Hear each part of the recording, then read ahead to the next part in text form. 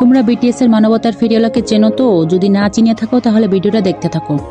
আজ আমি কথা বলবো বিটিএস এর মানবতার ফেরিওয়ালা মিস্টার কিম তেয়ংকে নিয়ে, ওরফে ভিকে নিয়ে।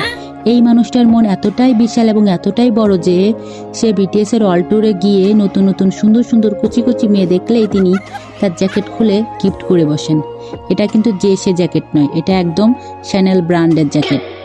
ভাবতে পারছো এই জ্যাকেটটি কিছুক্ষণ আগে ভি পরেছিল এবং সেটাতে আছে ভি এর পারফিউমের গন্ধ, বডির অ্যারোমা, হাজারো ফুলের সুবাস এবং বোনাস হিসেবে থাকছে বাকি 6 জন মেম্বারের হাতের ছোঁয়া। একজন আর্মির জন্য এটা একদম বিশাল একটা ব্যাপার, যেন একদম স্বপ্নকে কাছ থেকে ছুঁয়ে দেখা।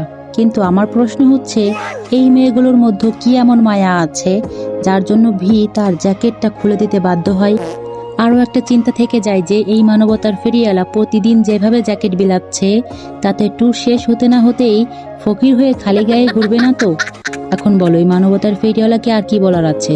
তবে যাই দিয়ে দিক না কেন, মনটা যেন কাউকে না দিক। তোমরা কি বলো, আমাদের ভি কি সত্যিই মানবতার ফেরিওয়ালা? কেউ বাজে কমেন্ট করবা না, এটা ফান হিসেবে নিবা।